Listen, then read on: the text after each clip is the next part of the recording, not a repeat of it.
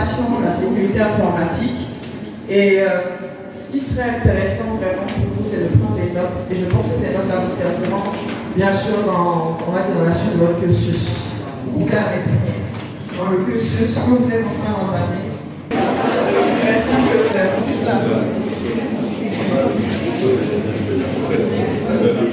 Vous savez, aujourd'hui, les menaces et les questions de sécurité sont devenues des questions essentielles. Les arnaques foisonnent et donc il est important que relativement aux missions que le gouvernement a assignées au CICER, que nous puissions nous rapprocher davantage de vous afin de vous expliquer un peu les mécanismes relatifs à la cybersécurité, déboucher comme on appelle avec les autorités de vos écoles à un partenariat que nous pourrons analyser à travers un MOU, de sorte à ce que notre programme de sensibilisation et de formation dénommé DigiSec puisse être dispensé dans vos écoles et que nous puissions participer à bâtir ce nouveau système numérique en Côte d'Ivoire. Donc je suis très heureux d'être avec vous.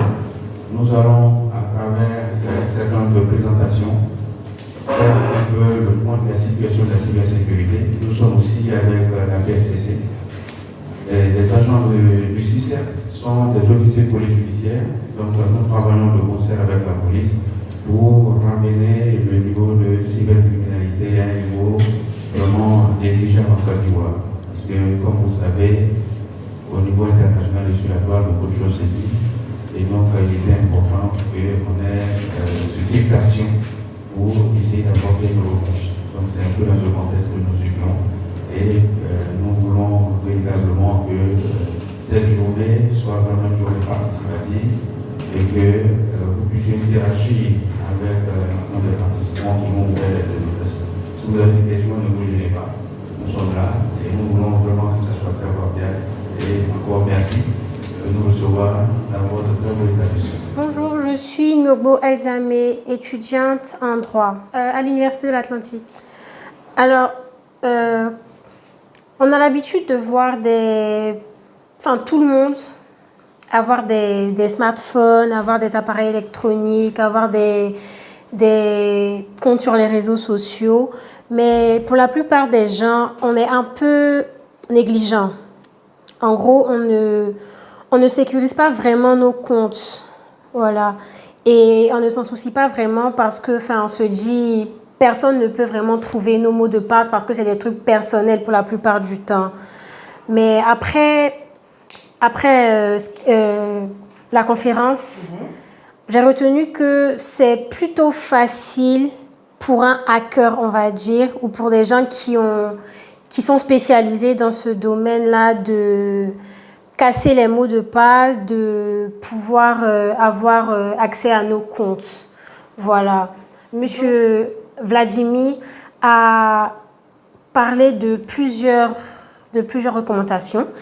En gros, il a spécifié qu'il y a des comportements à avoir. Il a énoncé 10 points pour bien sécuriser son mot de passe, pour ne pas se faire pirater. Voilà. Donc, j'ai trouvé la conférence intéressante. Elle était instructive. Voilà, elle m'a appris beaucoup de choses, en tout cas, concernant les réseaux sociaux et la manière dont on doit sécuriser nos comptes. Je suis le lieutenant de police Zokobi. Je suis en service à la plateforme de lutte contre la cybercriminalité, PLCC. Et je suis là ce jour pour faire la sensibilisation à UA, précisément sur la cybercriminalité. Montrer aux jeunes étudiants comment adopter une attitude saine dans le cyberespace et leur faire connaître également les lois que l'État de Côte d'Ivoire a votées pour gérer le cyberespace et de décrire un peu tout ce qui est infraction numérique et leur donner finalement les bonnes conduites à tenir dans la gestion de tout ce qui est outils informatiques. Les étudiants doivent comprendre qu'aujourd'hui, le cyberespace est géré par des lois et on ne fait pas n'importe quoi dans le cyberespace.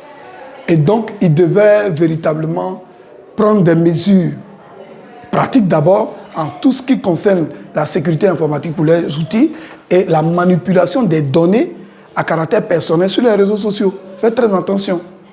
C'est tout. Au sortir d'ici, avoir un étudiant qui a un comportement sain dans le cyberespace, un étudiant qui est aguerri en matière de cybersécurité, un étudiant qui véritablement peut prôner les valeurs de cybersécurité sur les réseaux. Lorsque quelqu'un est victime d'une infraction numérique, alors la personne va à la PLCC.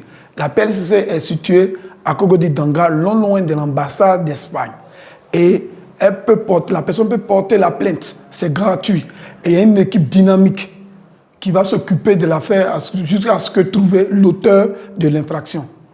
Vu que, comme c'est une plateforme, et donc on a besoin de certains profils pour travailler à la PLCC.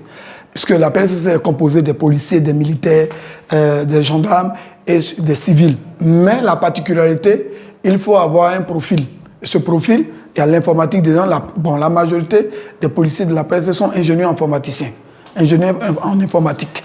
Et avoir aussi peut-être des certificats en cybersécurité, en tout cas dans le domaine de l'informatique. Et au-delà de tout ça, pour les policiers déjà, les officiers, ils sont OPJ. Ça veut dire qu'il faut avoir un bon background en droit. Donc, je suis M. Adepo Jean-Luc Faustin-Yapi, donc directeur général de l'Institut universitaire des hautes études professionnelles de l'Université de l'Atlantique.